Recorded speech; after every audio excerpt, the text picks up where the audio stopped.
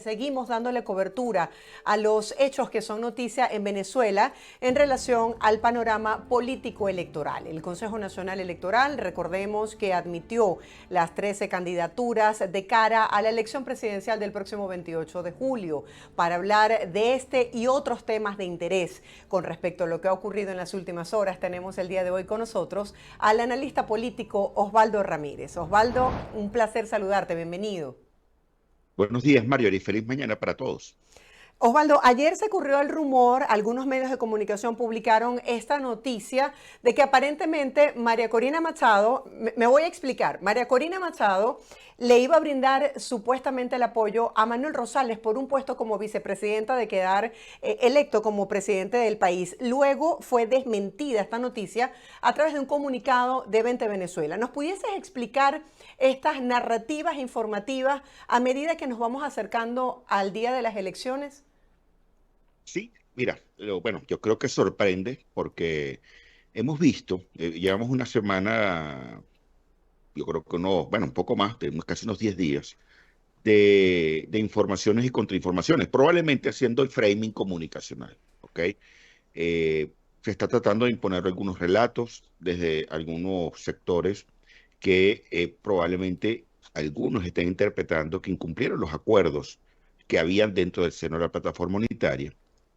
Por otra parte, hay dos grupos. El grupo que está hablando de realidad política, simplemente esa realidad política está asociada a decir, señores, no podemos permitir que no participar, que los espacios se cierren, que simplemente entregar una candidatura que pueda ser competitiva o no. Yo creo que justamente ese punto lo decide la gente versus los que desde el año pasado, sobre todo por el hecho de la primaria, se agruparon y dijeron, aquí hay una candidatura legítima. Y esa candidatura legítima logró atraer la emocionalidad, la esperanza y generar un proceso bastante claro de posicionarse en la mente del elector como la que efectivamente podía lograr o puede lograr el cambio político. ¿Ok? Esto es un primer detalle. Y las narrativas que hemos visto al respecto es que terminan inscribiéndose eh, por lo menos esas 13 personas, una claramente asociado al gobierno, con el presidente Nicolás Maduro como candidato incumbente, agrupado por supuesto con el Gran Polo Patriótico, una playa de partidos que van a estar con él. Luego algunos candidatos que incluso sorprendieron, nombres como un Claudio Fermín, que ha sido en otras ocasiones varias veces candidato, el pastor Bertucci, Javier Bertucci, que salta a la escena política presidencial en el 2018, Luis Ratti, José Brito, etcétera, etcétera. Pero llama la atención que ante lo que sucedió, un supuesto bloqueo de las postulaciones, Un Nuevo Tiempo y de la tarjeta de la Mesa de la Unidad, de la tarjeta de la manito, entendiendo que la Mesa de la Unidad no existe o actualmente existe la plataforma unitaria, no logran inscribir a Corina Lloris y dicen que por un tema de salvación nacional, en el caso de Un Nuevo Tiempo postulan a Manuel Rosales y en el caso de la plataforma unitaria de la Mesa de la Unidad, en una inscripción extemporánea, vale acotar, o sea, una especie de acuerdo, presión, etcétera. No, yo creo que los libros de historia terminarán determinando qué sucedió esa noche, eh, a Edmundo González, un directivo de esa tarjeta en papeles. Y surge un tercer nombre, un ex rector del Consejo Nacional Electoral, Enrique Márquez, que siempre estuvo ligado a Un Nuevo Tiempo. ¿Okay? Acá es una primera consideración. La gente le sorprendió, bueno, ¿cómo que Enrique Márquez de la noche a la mañana es candidato presidencial? Ante ese escenario, y visto particularmente el nombre más importante en términos de conocimiento. ¿Por qué digo conocimiento? Porque el caso de Manuel Rosales tiene un conocimiento superior al 90%, pero cuando eso se traslada a ver los números de opinión pública que hemos compartido acá en ocasiones anteriores y observas que su intención de voto es 1%, que actualmente Manuel Rosales, su agrado en el clúster opositor es de 12% y su desagrado es de 64%, prácticamente comienzan una narrativa o comienzan a correr bulos informativos indicando que María Corina Machado transó con él. Yo creo que acá María Corina hizo un comunicado a la opinión pública el domingo pasado. En ese comunicado indicó que se mantenía en la ruta electoral y que eventualmente habrá que determinar, yo creo que esto es importante, primero que su candidatura es Corina Lloris, que eso fue lo acordado dentro del seno de la plataforma unitaria, pero habrá que ver qué pasa con ese proceso de sustitución una vez aceptada la postulación, en este caso de Edmundo González. Ya sabe, o ya la plataforma unitaria parcialmente parte de ella puede identificar, yo no cuento con la tarjeta de un nuevo tiempo, y en este caso Manuel Rosales ha indicado en 2 ocasiones, bueno, si María Corina Machado logra inscribirse, yo retiro mi candidatura. O sea, estamos comenzando a ver una pulseada muy significativa dentro del seno de la plataforma que incluso puede llegar a tener consecuencias de la implosión de la plataforma unitaria. Simplemente se rompió por incumplimiento de acuerdos. Pero creo hoy, un poco para poner al espectador en el contexto de lo que ha sucedido desde el día 21 de marzo hasta prácticamente ayer 2 de abril. Sí, Osvaldo, gracias por ese recuento. Y justamente el gobierno de los Estados Unidos decía que todavía estábamos a tiempo para tener unas elecciones libres y justas en Venezuela. Se habla de acuerdo tras bastidores. Quisiera que habláramos un poco acerca de los escenarios. ¿Existe esa probabilidad de que alguna de las dos Corinas puedan finalmente ser candidatas? Mira, va a depender justamente de este proceso de negociación, de hasta dónde este periodo que comienza ahora, que comenzó y termina el 20 de abril. Ok, bueno, hay un periodo previo, del 2 al 6 de abril, es un periodo de impugnaciones de candidaturas, ok, en un cronograma que no han publicado formalmente en la Gaceta Oficial, pero es un poco lo que hay entre los pasillos. Pero el 20 de abril vence ese plazo de sustituciones. Habría que ver si efectivamente se logra la inscripción de Corina Llori o de otro candidato que sea del agrado de de todas las partes, porque el problema de la candidatura es cómo, cómo generar dos efectos importantes. El primero, quien ganó la primaria tiene un derecho de primos interpares sobre los otros. O sea, no eres igual. Y es lo que está interpretando la gente en la opinión pública. En la opinión pública la gente está indicando el peso de ella es superior al peso que pueden tener los otros partidos políticos, a pesar que en el tablero real de las negociaciones eso no sucede de esa forma. ¿Ok? O sea, aquí estamos teniendo primero un divorcio el tablero de la opinión pública, el tablero de la gente, que además terminar a veces debe ser el que más importa, porque es el votante, es el que te dice a ti si me gustas o no me gustas como candidato.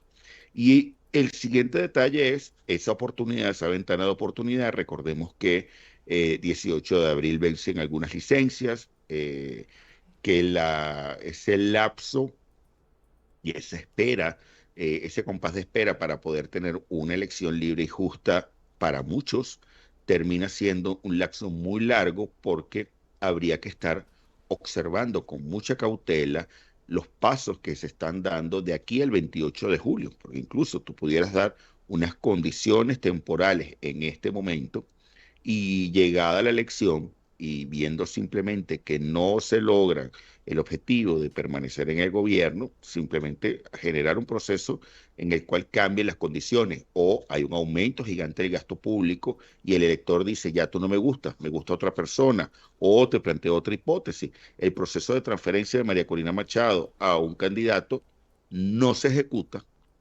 simplemente no permiten la inscripción de Corina Llori, no termina de darse el proceso de determinación de hasta dónde un candidato realmente puede representar a la plataforma unitaria y no sucede ese espaldarazo, no sucede ese endoso e incluso un poco más allá se da el endoso y a la gente no le gusta el candidato, simplemente no conecto, no hay negativos, hay una situación en la cual no considero y entras en un proceso de autoabstención del elector, no porque haya sido llamado desde actores políticos, sino que simplemente el elector, al observar el panorama electoral, al observar la oferta, dice, yo me retiro de la elección.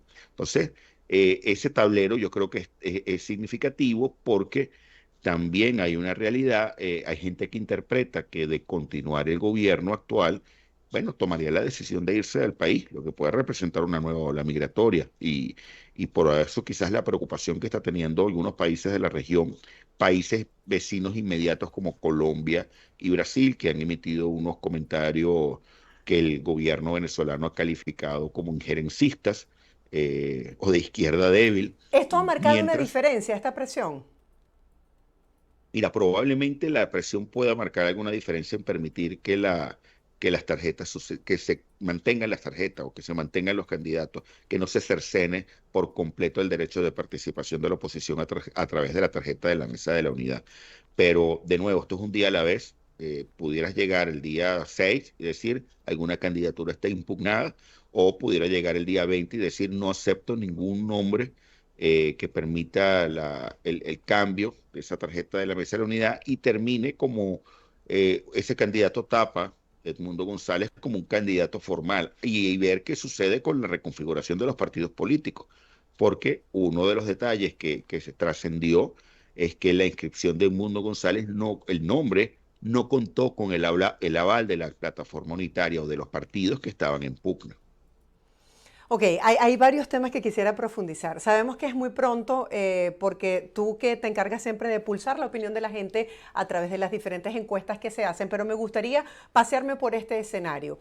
Escuchamos la posición de venezolanos que dicen, por quien decida María Corina Machado, por esa persona vamos a votar. Y escuchamos esta otra dualidad de personas que dicen, mira, si es una figura como Manuel Rosales que genera rechazo, pues yo no votaría.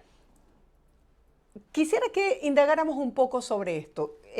¿Pudiese ser determinante que este candidato que de pronto no le gusta a la gente pudiese generar una abstención? Sí, sí, la realidad es que, a ver, hay dos temas que tenemos ya medidas, medidas reales. La ausencia de María Corina Machado en la elección genera una disminución en la participación de 17%, ¿ok? De 60 cae a 43. Hay una pérdida significativa. Si ella le da el espaldarazo a alguien, esta participación puede aumentar a 48 puntos. Esto es menos más porque, insisto, en la medida que es la cercanía del evento electoral, tienes la foto, vas afinando la mirada para entender cómo puede quedar la foto final. Pero esto es ante un anuncio de que va a haber unas elecciones en julio, ante la incertidumbre todavía de tener los candidatos firmes o no firmes, ya en este caso la próxima encuesta ya sabes los nombres de los candidatos en firme y esto puede ayudar un poco a cambiar esa percepción que hay. Lo siguiente, el, la, la, la mayoría del electorado de María Corina, recordemos que en un momento veíamos a María Corina con un crecimiento postprimaria, con votos propios importantes, o sea, su base dura, con votos de oposición porque ella representa la unidad porque ganó la primaria y con votos prestados porque en un momento la ven como esperanza, la ven como alguien que puede cambiar el país, ¿ok? Pero su composición no es que todo ese capital es mío. Ese capital en un momento determinado puede decir, me bajo del barco porque ya al tú no estar, yo no confío en los otros actores. Viene un descrédito de los actores de oposición. Viene un tema de pensar, y yo creo que hoy el elector puede estar todavía con mucha incertidumbre, insisto. No está claro el panorama hasta el 20 de abril, incluso no está claro el panorama final hasta el 18 de julio, porque pudieras no tener espaldarazos ni endosos hasta la última semana de la elección. En este tema el elector pudiera decir, yo me aguanto, yo me bajo del barco porque no es ella, o puedes tener electores que dicen, sí, yo apoyaba, por ejemplo, a Corina Lloris porque es la que ella designó en consenso con los partidos, pero no apoyo a otra persona porque esa persona no representa el consenso y no representa la unidad. La unidad como un concepto efímero yo creo que medio maniqueo, porque lo han utilizado hasta para procesos de manipulación política, pero la realidad, en la mente del elector, la idea de unidad, de candidatos unitarios termina pesando de manera significativa. Y fíjate cómo en muchos momentos se trata de vender la idea, bueno, es que hay 10 candidatos a oposición, entonces automáticamente no están unidos, cosa que se suele jugar dentro de ese relato. El, y además yo creo que el punto central es, si no me gusta el candidato, tengo dos opciones. Me pongo el pañuelo en la nariz y voto por esa persona, porque es un tema de salvación nacional, es la última oportunidad, porque bueno, siempre se vende todo como la última oportunidad. Y, o simplemente, mire, es que ni que hagan lo que hagan, yo voto por esa persona. Entonces, hoy el candidato, hoy el elector puede estar debatiéndose entre esas dos ideas, sumado a la expectativa de esperar qué puede estar diciendo María Corina. Que mi impresión que vamos a estar viendo muchos bulos en función de del qué debe hacer María Corina o anticipando su jugada. Ojo, como la que estás viendo con, con una jugada bastante burda, de decir que ella está negociando una vicepresidencia. Yo creo que acá el proyecto de cambio de la gente está bastante claro, que no se trata de un cargo, se trata efectivamente de lograr un proceso que logre la apertura de Venezuela hacia mercados internacionales, que logre la estabilización de un país, que logre efectivamente la reconciliación de todos los venezolanos en función del trabajo que tiene que hacer cada quien desde su pequeño nicho y no pensando simplemente en microcuotas de poder. Sí, y que va contrario a todo lo que ella ha dicho y ha hecho hasta ahora, ¿no? Es incoherente. Gracias por dejarnos saber un poco las visiones del venezolano. Ahora vamos a hablar un poco acerca de la importancia de la comunidad internacional. ¿Qué significa el hecho de que el gobierno de los Estados Unidos recuerde que algunas licencias vence para el 18 de abril? ¿Pudiese ser esto una presión para el gobierno de Venezuela? Y en todo caso, ¿en qué se traduce también este llamado que hace María Corina Machado a los venezolanos en otros países del mundo de salir este fin de semana a manifestar pacíficamente? Bueno, lo primero, entender que estás en un marco del cumplimiento de unos acuerdos, de esos acuerdos de Barbados que todavía, a pesar de que hay gente que dice que se incumplieron, no termina de haber una situación de decir aquí esto se acabó formalmente. Hubo una carta de María Corina Machado a la Noruega exigiendo un poco ver qué va a pasar con esto, pero ella no es signataria del acuerdo.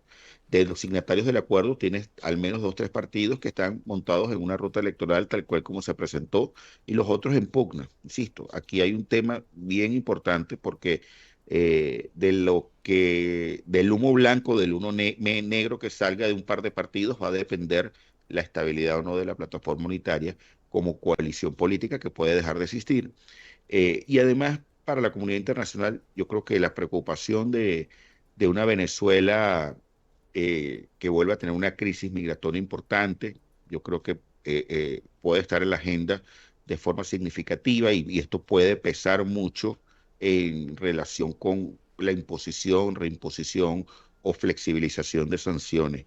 Entendiendo además que parte de ese proceso sancionatorio estuvo atado al compromiso, a la buena voluntad de cumplir lo que se había acordado previamente. Entonces, quizás estos serían, estamos viendo, vamos a estar unos 15 días aproximadamente de ver ese TikTok, ese reloj corriendo, esa cuenta regresiva sobre si se determina el cumplimiento de los acuerdos o no, y si se permite, obviamente, los pasos hacia una elección libre y justa, mínimamente libre y justa, que es probablemente la máxima aspiración que pueda estar teniendo las fuerzas opositoras. Y eso pasa por eventualmente el poder inscribir un candidato. Europa tiene una visión distinta, Europa probablemente también está en un tema gasífero, pero yo creo que todos los actores, no solo acá adentro, sino también afuera, tienes luego el marco normativo de lo que puede estar sucediendo con la elección norteamericana.